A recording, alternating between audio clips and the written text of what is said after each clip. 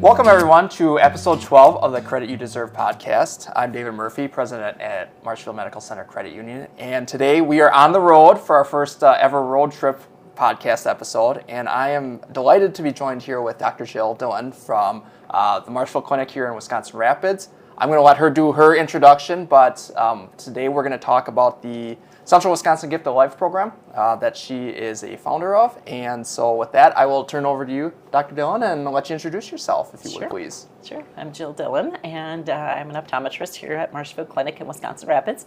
Been with the clinic for about 23 and a half years, so kind of a veteran, I guess. In 2011, I became a living kidney donor, and because of that, out of that, we established Central Wisconsin Gift of Life, which is what we're here to talk about today. Yeah, so obviously, like, being a donor is super important, and you have personal experience with it, so you know it even better than I do. But if you want to start, if you wouldn't mind, just what is the backstory with the Central Wisconsin Gift of Life? How did you guys form, or what steps led to the creation of the organization? Sure, absolutely. Well, my donor story is a long story, so we won't get too much into that. We'll just do the very brief synopsis of that. But my donor story actually started out right here in this building at Marshfield Clinic. I was actually speaking with a patient of mine, and his name was Lonnie, and Lonnie had told me that he was going to need a kidney transplant. And I just overwhelmingly heard a voice that said, "Tell him you'll give him one of yours." And that started my journey, actually. And through a series of events that I was going to be a donor for Lonnie, he had a lot of health issues.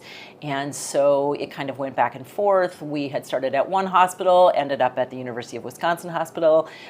We were told we could be I could be a donor for him. And then a couple weeks before the surgery, we were denied that ability. Man. And he was told he would never receive a kidney transplant, actually. And that's when we switched over to the University of Wisconsin. And they actually were able to approve Lonnie to get a kidney transplant, which was fantastic. But they found out that I wasn't as good of a match as what they thought that we might have been. Okay. And so through that series, Lonnie actually was able to get a kidney from a deceased donor.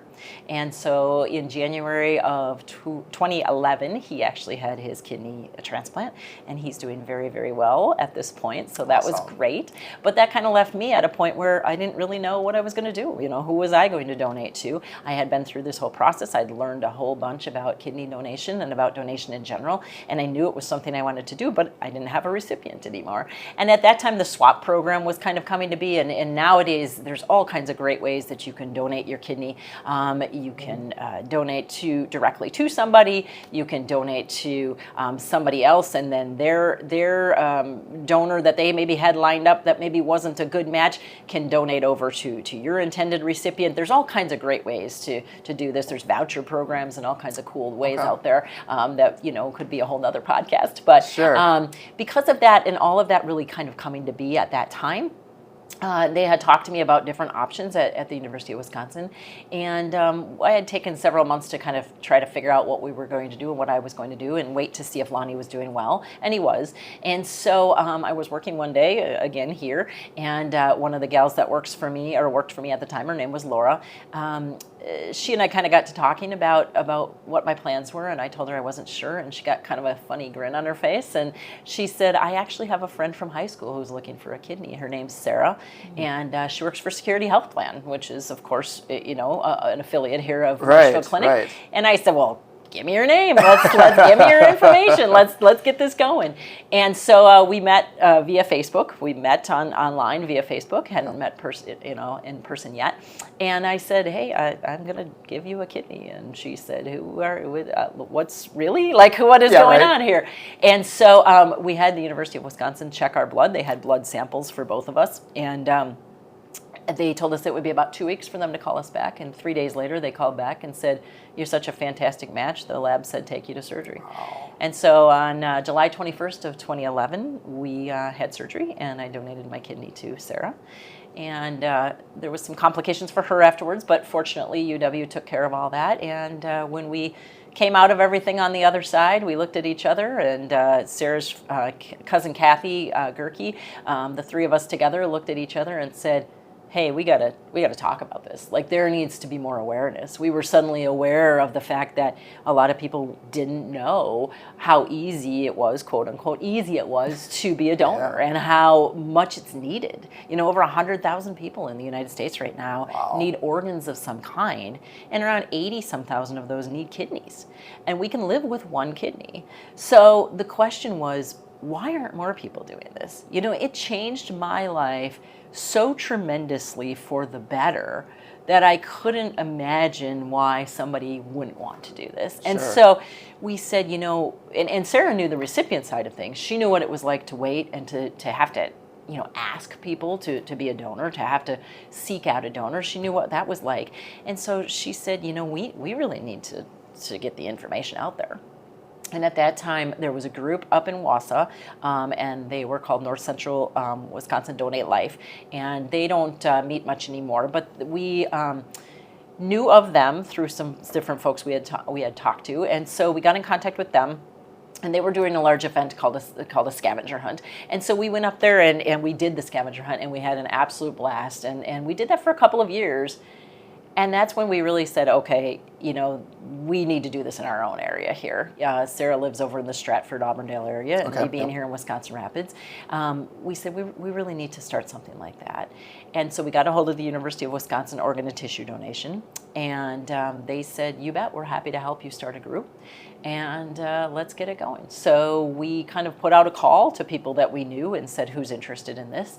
UW sent up a guy by the name of Trey Schwab and said, here's a liaison for you. He'll help you out. He'll get you started. And out of that, Central Wisconsin Gift of Life was born. Wow, that's really cool. What a great story.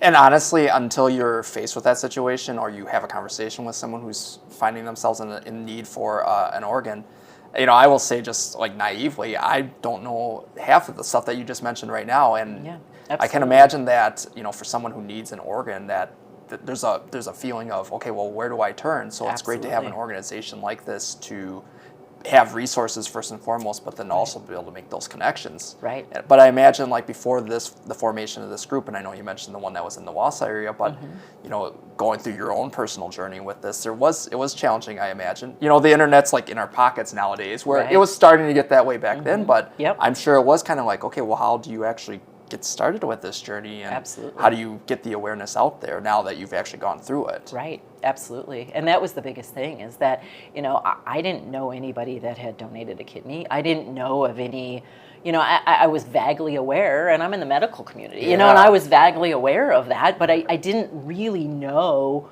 what I didn't know. I mean, I couldn't imagine now what I didn't know back then. Now it seems silly looking back on it, how little I really knew, and I said, sign me up. But,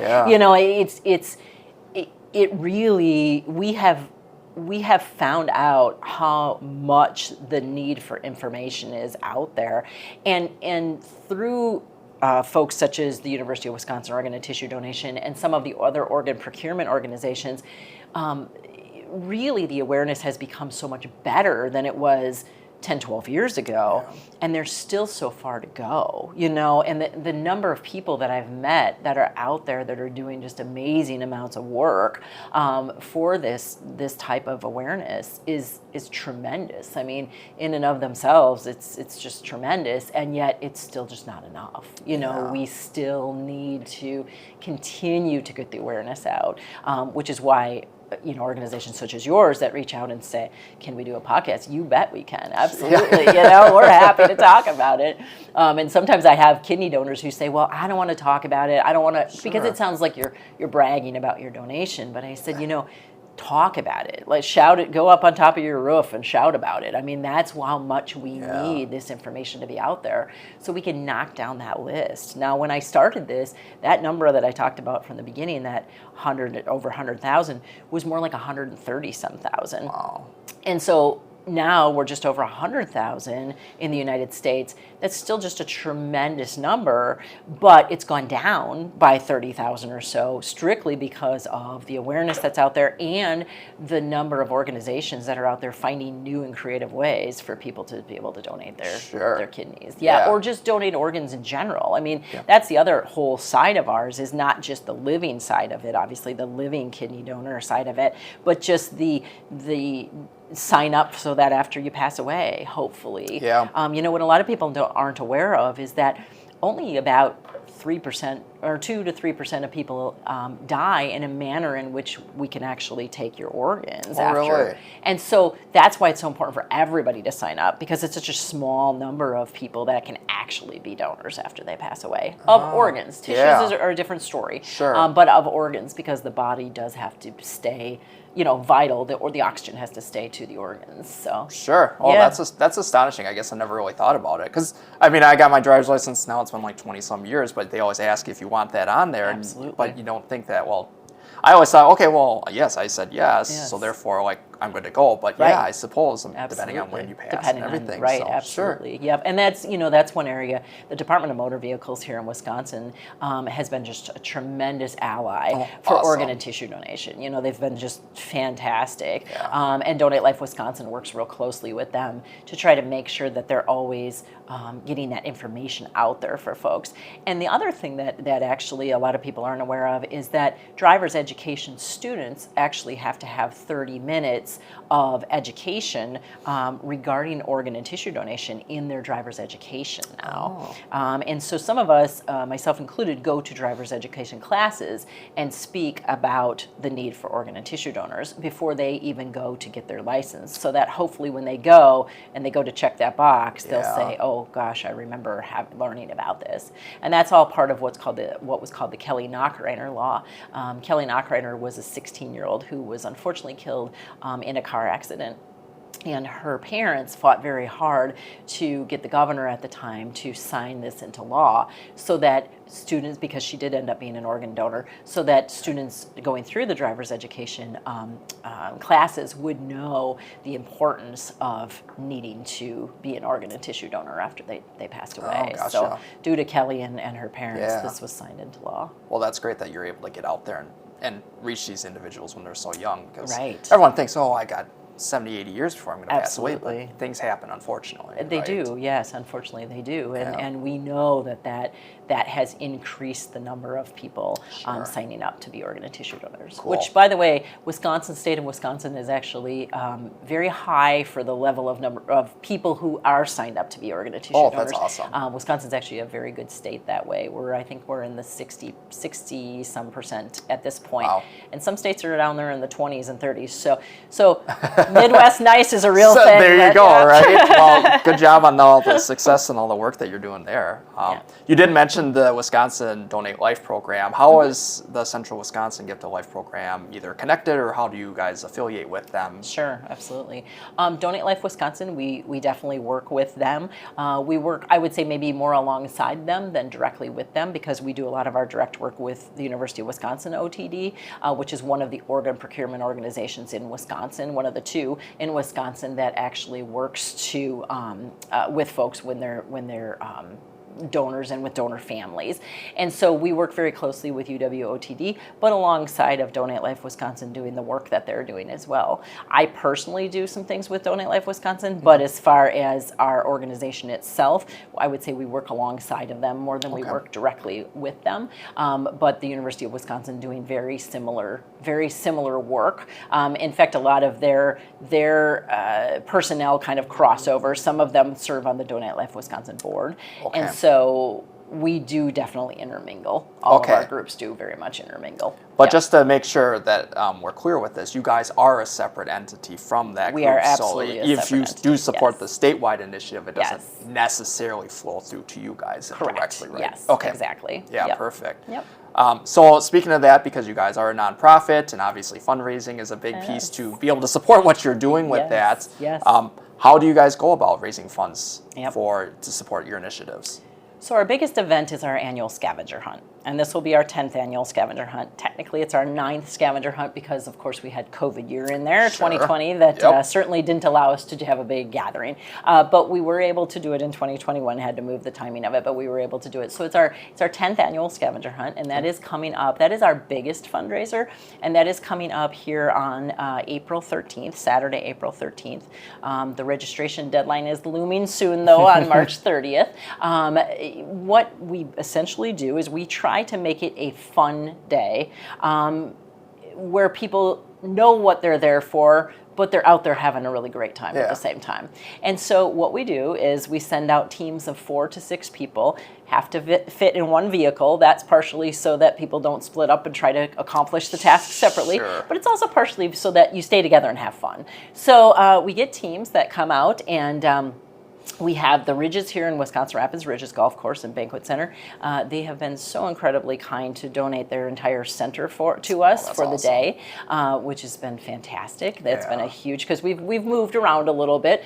We outgrew every facility we were in, and then the Ridges stepped up. And so they have donated their facility to us for the day. So folks come out in the morning over to the Ridges and get registered, and we have raffles that we do, lots of donations that come in for our raffles. We have a silent auction. We do kind of just some fun different things before we leave. And then we send everybody out at once from the Ridges, and it's a crazy chaos, a lot of fun. And we give them a list along with a bag, and they have to go out into our community, and they have to do all kinds of crazy fun tasks and take pictures of it to prove that they did it, or sometimes video, depending on what it is. For instance, we did send them out to go Christmas caroling in April one year, and they did have to take a video of that and post that to our Facebook page. Other fun tasks we've done, we've asked them to do the chicken dance in front of KFC. We've asked them to buy a donut for a police officer, because, that's apparently a stereotype. But we've asked them to buy a donut. We've asked them to take a photo of one of their team members handcuffed in the back of a police car. Oh, geez. We've asked them to have somebody lay down on the pavement to draw a chalk outline around them. We've asked them to do all kinds of fun, crazy things. Sure. One thing we did here at Marshfield Clinic is we had them come here, and we had them draw a picture on the sidewalk of an organ that could be donated after you pass away. And again, just so people can think. We've had them take a picture in the grocery store of a food that would represent an organ that could be donated. So a kidney bean, for instance, or an artichoke heart, or something like that. Okay. We've asked them to go into a store and put a pair of underwear over their pants and get a picture of it. I mean, crazy, goofy things, right? Now, having said all of that, the tasks that we ask them to do, there's so many of them that no team could accomplish every task on the list. So people don't have to do anything they're uncomfortable with. Sure. So if they feel like, boy, I'm really not going to do that, that's okay. But we just try to make them have a good time. Yeah. The other thing we do is have them collect different things around. So we might ask them to bring back a 4-leaf clover, or a takeout menu from a pizza place, or a red beret, or something such as those things that might be a little bit more difficult for them to find. Sure. And they get points. So they get points for the tasks that they do, and they also get points for any of the items that they bring back. So the biggest goal, if you want to win, is to try to get as many points as possible, obviously. So the tasks that are maybe a little more difficult, we assign a few more points. But we also assign the important tasks more points. So for instance, we may have in the bag that we give them some of our business cards, and we're going to say, please hand this to somebody and get a picture of you giving it to somebody, because that awareness is really the most important thing that we were having them do. The tasks are fun, they're silly, they're goofy, they're fun, but we also want them to be promoting organ and tissue donation when they're out in the community. And so that might have a 10-point value, which is a high value, because they did that, because they promoted that. Or we may have them ask somebody to show us a picture of their driver's license with the little orange dot on it that shows that they're a donor. And again, because we're spreading that awareness, that's important.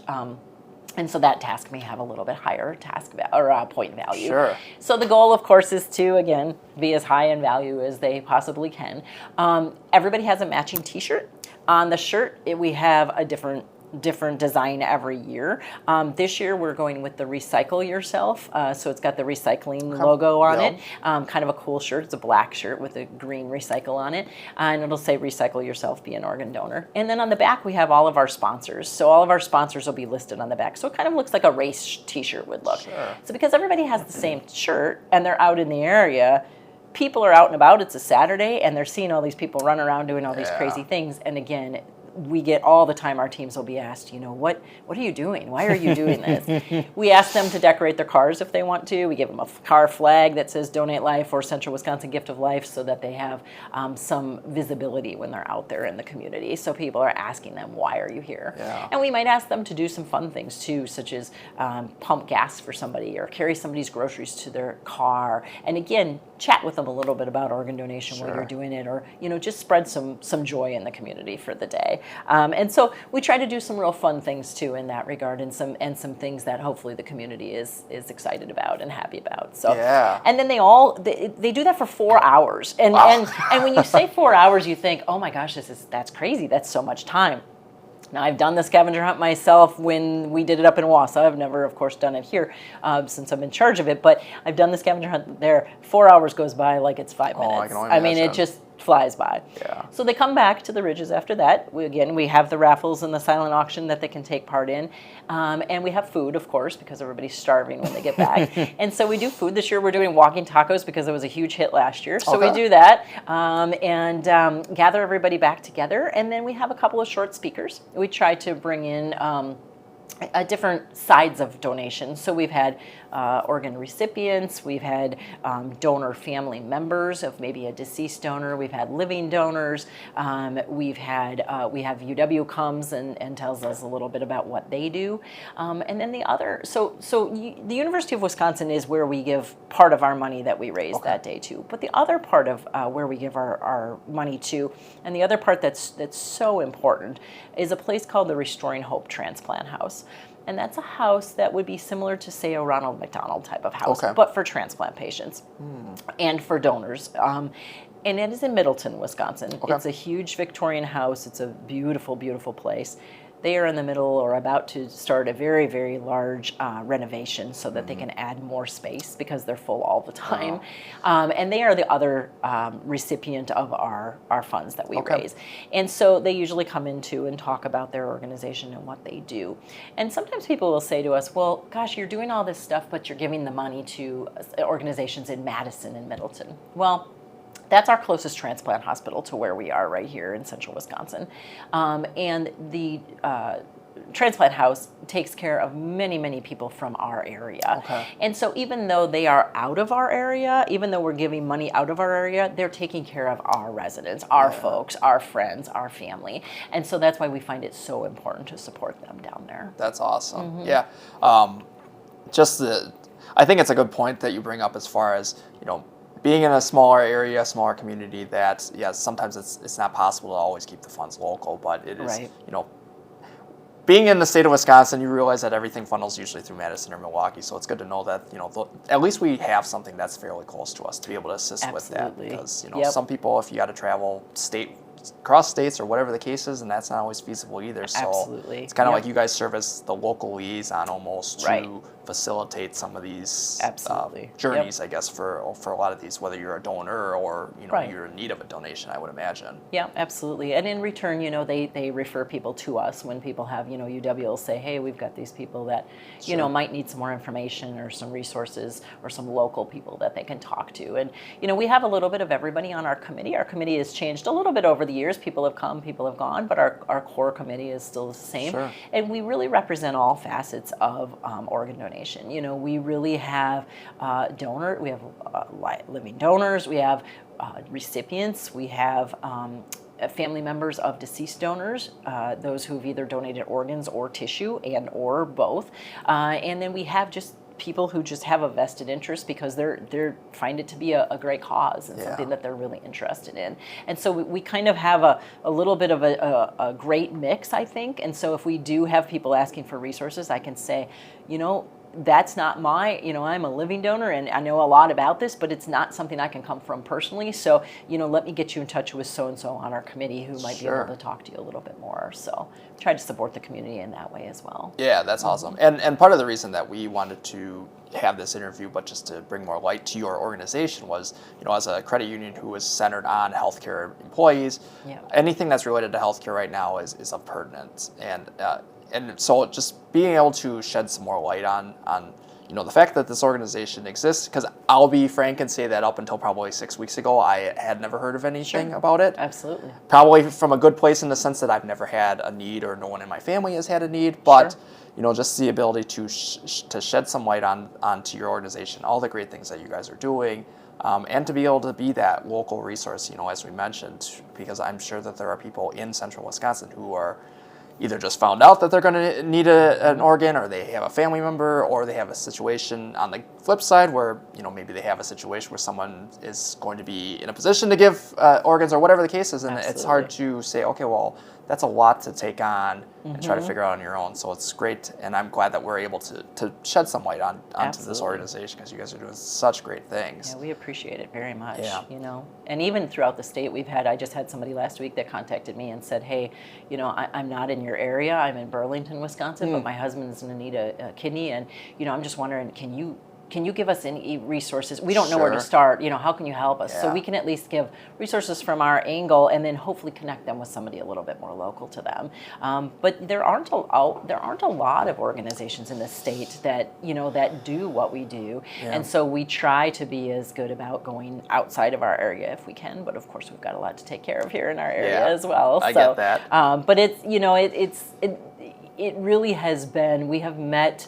The people I have met on this journey have been amazing, and everybody in their own right is doing something, and it's just, I can't even begin to tell you. I mean, I wouldn't even be able to begin to list the number of people and the support that our organization has received in this area and in the surrounding areas from all of the areas around. I get random messages that say, hey, we heard about you, we want to support you. It's like, that's awesome. Wonderful.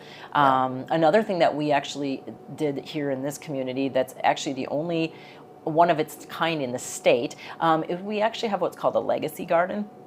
And so down by the river in Wisconsin Rapids here on First Street, we have a garden there where people can purchase pavers, either in memory of somebody, in honor of somebody, just if they want to go ahead and have a tribute to a family member or a friend or somebody that helped them out along their journey.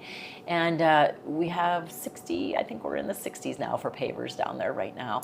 We started that in September of 2021.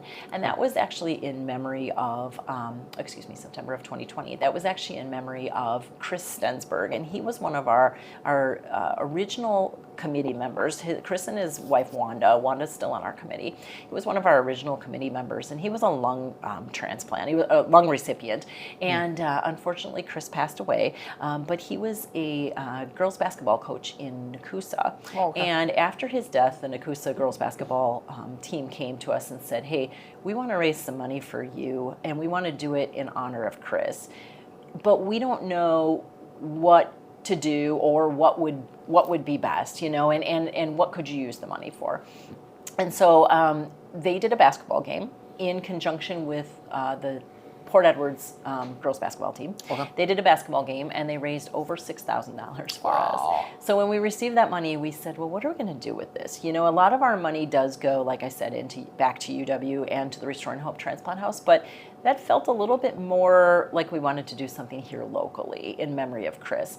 And Chris was a guy who wanted no center of attention at all. He did not want to be the guy that was in. So he probably would have been real mad at us if we had named something after him. Sure. But we came up with the idea of this legacy garden where people could actually honor their loved ones in that garden and have a place where they could return to and really have that ability. And there's nothing like it in the state. I had no idea. I started searching it. There's a lot of different, say the Fireman's Memorial here in Wisconsin Rapids. There are a lot of different things like that, but there was nothing like this for organ and tissue donors or recipients. Sure. And so when we started it, it was a really cool project because it was something completely different than anything that had been done, and had a lot of support for that. And so when the snow melts, if you get a chance, head down there and check it out. We try to keep that going. Chris's wife, Wanda's been really the key leader to that project. The city of Wisconsin Rapids was fantastic. They essentially donated their land and said, go ahead and do it.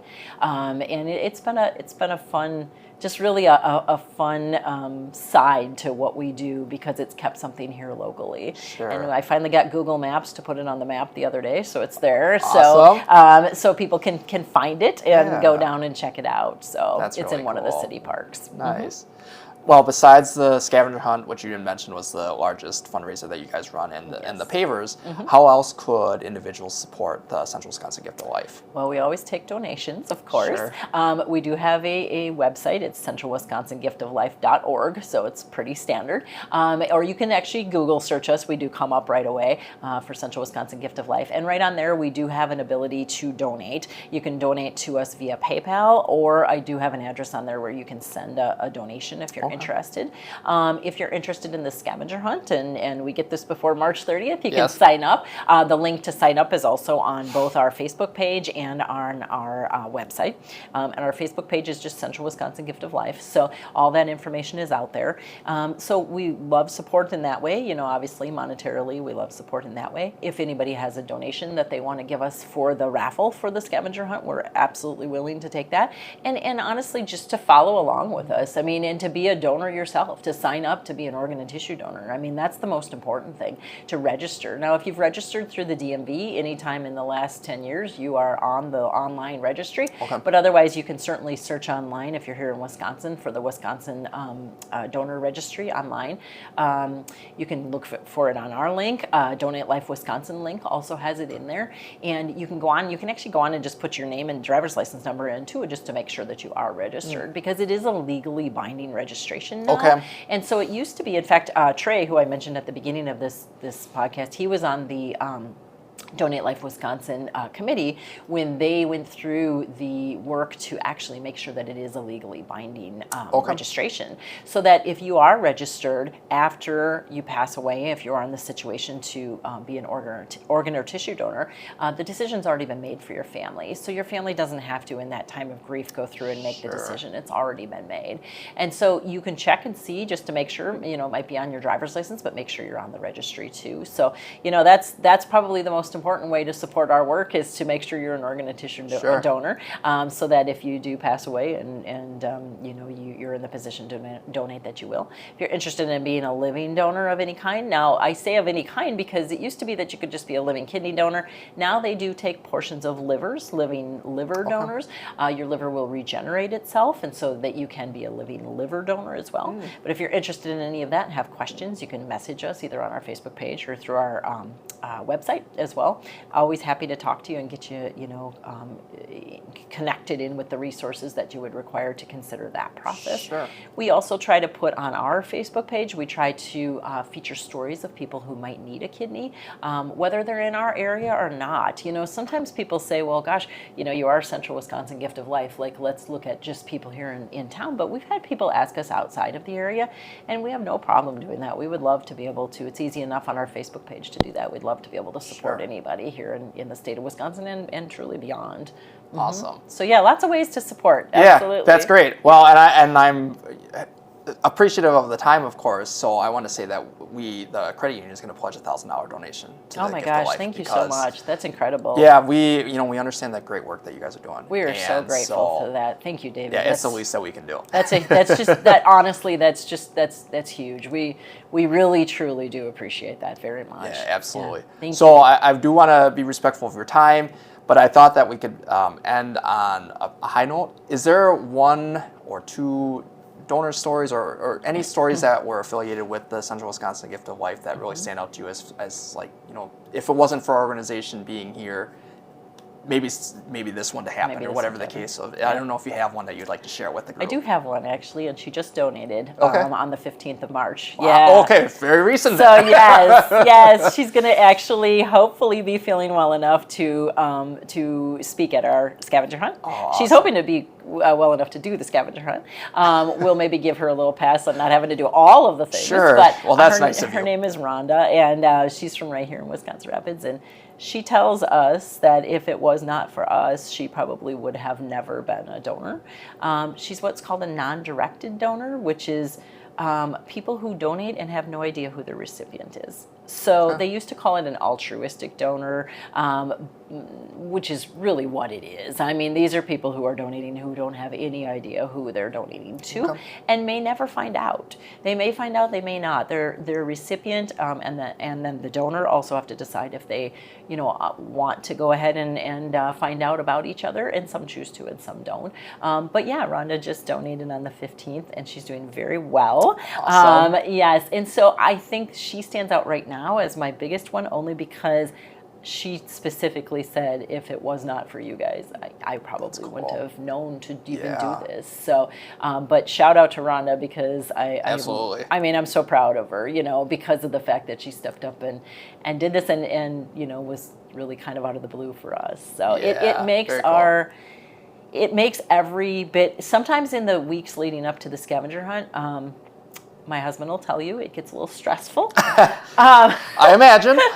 So sometimes I feel like it gets a little stressful, but the day of the hunt, I almost feel like I'm walking on cloud 9 all day long, and I go home exhausted. But I got to tell you, it's amazing to see everybody come together for our cause and for the cause for which we support, and to get somebody like Rhonda who came back and said, because of my participation in this event, I gave life to somebody, is one of the greatest accolades we can get. The money's great. We've raised over $120,000 over the years. The money's great. But the fact that somebody out there got a phone call that said, you're going to receive a kidney because somebody was willing to give it up, I mean, that's why we're here. That's why we do what we do. That's so awesome. Yeah. I love hearing that. Yeah. Well, I would encourage all of our listeners to learn more about the organization, learn more about just organ and tissue donations in general. Again, Central Wisconsin Gift of Life is the website, or Google it, as you mentioned. Get out there, learn more about this initiative. And if you're in that 1/3 that's not registered with the state of Wisconsin through the DMV, make sure that you change that here over the next couple of weeks. So. Yes, please do. So thank you for your time. It's so much Thank you. appreciated. Thank you the so much, information David. has been great, and we really appreciated having this conversation today. Thank you. Appreciate it.